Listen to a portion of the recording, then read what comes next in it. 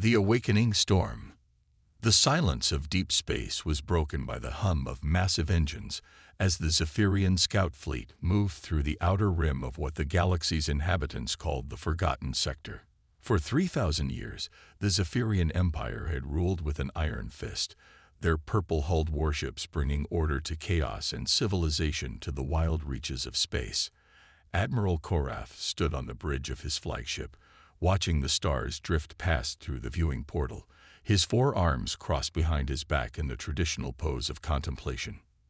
The Zephyrians were an ancient race, tall and graceful with skin that shimmered like polished metal and eyes that glowed softly in the dark. They had conquered over 10,000 worlds, each one falling to their superior technology and disciplined military force. No species had ever successfully resisted them for long.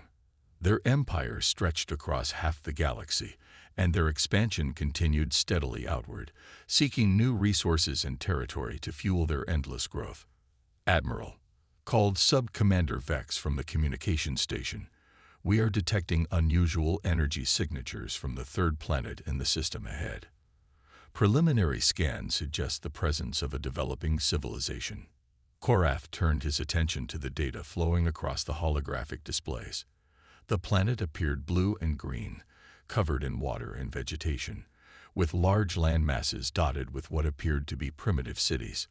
The energy readings were indeed strange, showing a mixture of chemical combustion and early electrical systems that suggested the inhabitants were still in the early stages of technological development.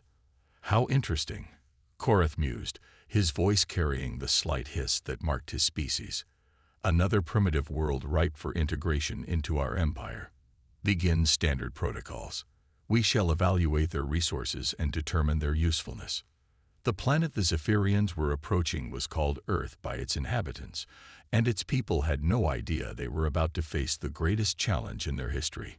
On the surface, humanity went about its daily business, unaware that alien eyes were studying them from the depths of space. In the sprawling cities and quiet countryside, people worked, loved, and dreamed of the future, never imagining that future was about to be decided by forces beyond their world. Commander Sarah Chen stood in the control room of the International Space Defense Initiative, a relatively new organization formed to coordinate Earth's scattered space programs and early warning systems. She was a veteran of several military campaigns, her sharp mind and steady leadership having earned her respect among her peers. Her dark hair was pulled back in a practical bun, and her uniform bore the insignia of her rank with quiet pride. "Ma'am," called Lieutenant Torres from the monitoring station, "we're picking up some unusual signals from the outer system. Multiple objects, moving in formation, heading toward Earth." Sarah frowned and moved to examine the data herself. The objects were large, far larger than any spacecraft humanity had ever built, and they were moving with purpose and coordination that suggested intelligence behind their movement. Her training kicked in, and she felt the familiar surge of adrenaline that came with facing the unknown. "Get me Dr. Webb," she ordered, "and alert all defense stations. We may have visitors." Dr. Marcus Webb was a brilliant scientist who had spent his career studying theoretical physics and advanced propulsion systems. He arrived at the control center within minutes, his usually disheveled appearance even more chaotic than usual as he hurried to examine the incoming data. His eyes widened as he processed what he was seeing. "Sarah," he said, his voice filled with both excitement and concern, "these aren't natural phenomena. The energy signatures, the coordinated movement, the size of these objects. We're looking at advanced alien technology." The reality of the situation settled over the room like a heavy blanket. First contact with an alien civilization had always been a theoretical possibility, something humanity had prepared for in science fiction stories and academic discussions. But now it was happening, and the implications were staggering. The Zephyrian fleet took up position around Earth, their massive ships casting shadows across the daylight sky of the planet. Korath sent a message to the surface, transmitted in multiple languages that his computers had decoded from Earth's communications networks. "People of Earth," the message began, You are now subjects of the Zephyrian Empire. Your world has been selected for integration into our domain. You will surrender your weapons, submit to our authority, and prepare for the extraction of your planet's resources. Resistance is futile and will result in the destruction of your civilization. The message sent shockwaves around the world. Governments went into emergency session, military forces were mobilized, and ordinary people looked up at the sky with fear and uncertainty. But among the chaos, there were those who refused to accept defeat without a fight. Sarah Chen stood before the assembled leaders of Earth's nations, her voice calm and strong despite the magnitude of the threat they faced. "We have a choice," she said. "We can surrender our freedom and become slaves to these invaders, or we can fight for our right to exist as a free people. I know the odds seem impossible, but humanity has faced impossible odds before and found a way to survive." Dr. Webb had been working frantically to analyze the alien technology, studying the energy patterns and communication systems of the Zephyrian ships. His breakthrough came when he realized that the aliens' technology, while advanced, operated on principles that were not entirely foreign to human understanding. "They're using quantum field manipulators for propulsion," he explained to Sarah and the assembled military leaders. "And their weapons appear to be based on controlled plasma discharge. We can't match their technology directly, but we might be able to find weaknesses we can exploit." The first test of humanity's resolve came when a small Zephyrian patrol fleet descended toward Earth's surface to begin the process of subjugation. They expected no resistance from the primitive inhabitants, but they were about to learn that they had underestimated the species they were trying to conquer. Captain Elena Rodriguez commanded one of Earth's newest experimental fighters, a craft that had been hastily modified with Dr. Webb's insights into alien technology. She led a squadron of 12 pilots, all volunteers who knew they were likely flying to their deaths, but were determined to strike back against the invaders. "Remember," she told her pilots over the communication system, "we're not trying to win this fight. We're trying to show them that we won't go quietly. Make every shot count." The battle that followed lasted only minutes, but it changed everything. The human fighters, small and agile compared to the massive Zephyrian ships, used hit-and-run tactics that the aliens had never encountered before. They struck at weak points that Dr. Webb had identified, using modified weapons that could penetrate the alien shields for brief moments. Engineer Tommy Park had worked alongside Dr. Webb to modify the human ships, installing new systems that could disrupt the alien technology for short periods. His innovations were crude compared to the sophisticated Zephyrian systems, but they were effective enough to level the playing field slightly. When the smoke cleared, 3 Zephyrian ships had been destroyed, and the remaining patrol fleet had retreated to regroup.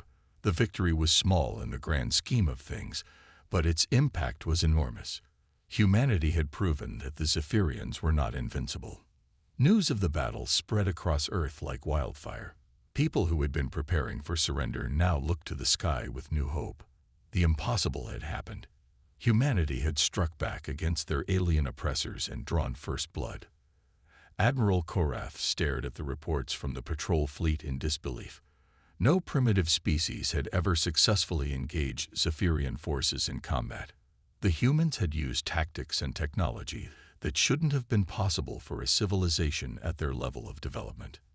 "Increase security protocols," he ordered, "and begin preparing for a full assault. These humans are more dangerous than they appear." But the damage had already been done.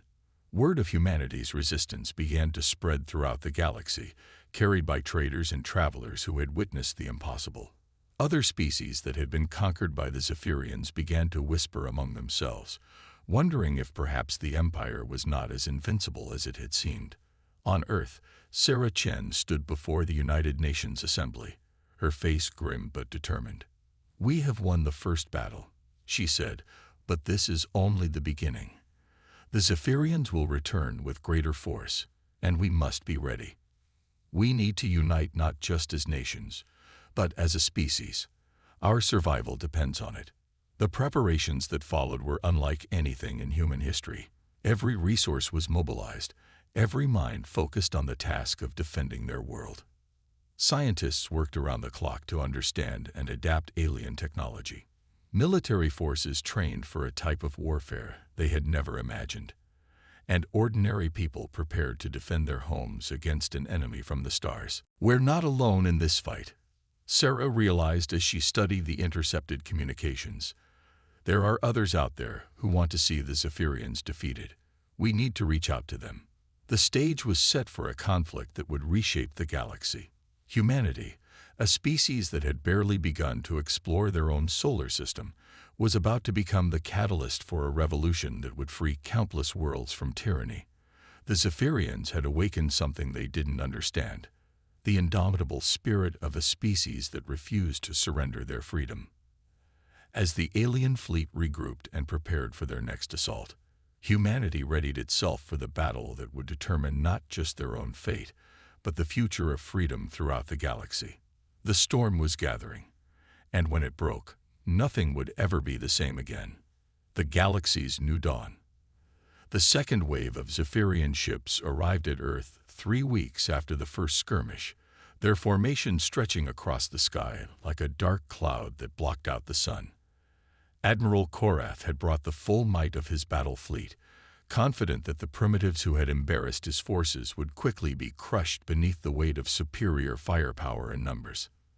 But the Earth that greeted the returning invaders was not the same world they had left behind.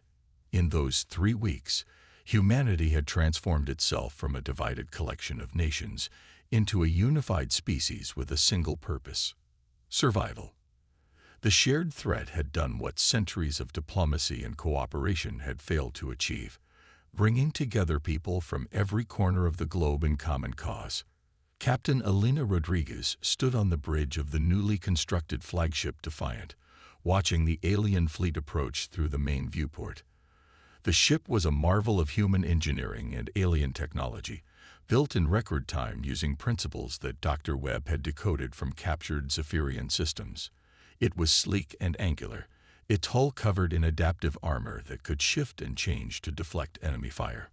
"All ships report ready, Captain," came the voice of Lieutenant Commander Jackson from the communications station. Around the Defiant, a fleet of modified human vessels waited in formation, each one equipped with the latest innovations that had emerged from the desperate research of the past weeks. "Tommy," Elena called to Engineer Park, who was monitoring the ship's systems from the engineering station. "How are our modifications holding up?" Tommy Park looked up from his displays, his face streaked with grease and exhaustion, but his eyes bright with determination. "The quantum disruptors are operating at full capacity, Captain. We've got maybe 6 hours of sustained combat before the power cells need replacement, but they should be enough to give the Zephyrians a surprise they won't forget." The innovations that Tommy and his team had developed were revolutionary. By combining human ingenuity with alien technology, they had created weapons and defensive systems that were unlike anything the Zephyrians had faced before. The quantum disruptors could temporarily phase matter out of normal spacetime, allowing human ships to pass through enemy shields and strike at vital systems. The adaptive armor could reshape itself to deflect energy weapons, and the new propulsion systems gave human ships maneuverability that rivaled the alien craft. Dr. Webb worked frantically in the research labs deep within the ship, analyzing real-time data from the approaching enemy fleet. His team had grown from a handful of scientists to hundreds of brilliant minds from around the world, all working together to find weaknesses in the Zephyrian technology. "Sarah," he called over the communication system to Commander Chen, who was coordinating the defense from the command center on the surface. "I'm seeing something interesting in their formation. They're using a standard Imperial battle array, but they've modified it to account for our hit-and-run tactics from the last engagement." Sarah Chen studied the tactical displays, her mind working through the implications. "They're trying to eliminate our mobility advantage," she realized. "They want to force us into a direct confrontation, where their superior firepower can overwhelm us. Then we don't give them what they want," Elena said over the communications channel. "We stick to the plan. Fast strikes, maximum disruption, and keep them guessing." The battle began at dawn, with the first wave of human fighters launching from hidden bases around the solar system. They moved in coordinated groups, each one following a carefully planned attack pattern that had been rehearsed thousands of times in simulations. The Zephyrians responded with their own fighters, sleek craft that moved with deadly grace through the void. What followed was unlike any battle in galactic history. The Zephyrians had expected to face primitive resistance, easily crushed by their technological superiority. Instead, they found themselves fighting an enemy that seemed to anticipate their every move, using tactics that were both familiar and completely alien to their experience. Human pilots flew with a reckless courage that astonished their alien opponents. They performed maneuvers that should have been impossible, pushing their ships beyond their design limits, and somehow surviving encounters that should have been fatal. The quantum disruptors allowed them to phase through enemy shields at critical moments, delivering devastating strikes to vital systems before disappearing back into normal space. Lieutenant Maria Santos piloted her fighter through the middle of a Zephyrian formation, her ship flickering in and out of phase as she targeted their command vessel. The aliens tried to track her movement, but the phasing technology made it nearly impossible to maintain a weapons lock. Ghost leader to all units, she called over the communications system. "I'm seeing massive power fluctuations in their flagship. I think we're getting through their defenses." But the Zephyrians were not passive targets. Their weapons were powerful and accurate, and human ships began to fall under the concentrated fire. For every alien craft destroyed, humanity lost 2 or 3 of their own. The mathematics of attrition were not in their favor. Admiral Korath watched the battle from his flagship, his forearms gripping the command console as he tried to understand what was happening. The humans were fighting with a ferocity and skill that defied explanation. Their technology was crude compared to Zephyrian systems, but they were using it in ways that his scientists had never imagined possible. "Sir," called his tactical officer, "we're receiving distress signals from multiple ships. The humans are somehow penetrating our shields and targeting critical systems directly." Korath's eyes blazed with anger and something else: respect. These primitives were proving to be more formidable than any enemy the Empire had faced in centuries. "Focus all fire on their command ship," he ordered. "Destroy their leadership, and the rest will crumble." But as the Zephyrian fleet concentrated their attack on the Defiant, something unexpected happened. Ships began emerging from behind the outer planets of the solar system, vessels that were clearly not of human construction. They were sleek and organic-looking, with hulls that seemed to shift and flow like living tissue. "Captain," called Lieutenant Commander Jackson, his voice filled with amazement, "we're receiving a transmission. It's from the Kilari." The Kilari were one of the species that had been conquered by the Zephyrians centuries ago, their peaceful civilization forced into servitude and their technology absorbed into the Empire. But some had escaped, hiding in the outer reaches of the galaxy and waiting for an opportunity to strike back. "This is Fleet Commander Zora of the Kilari Resistance," came the voice over the communications system, speaking in accented but clear English.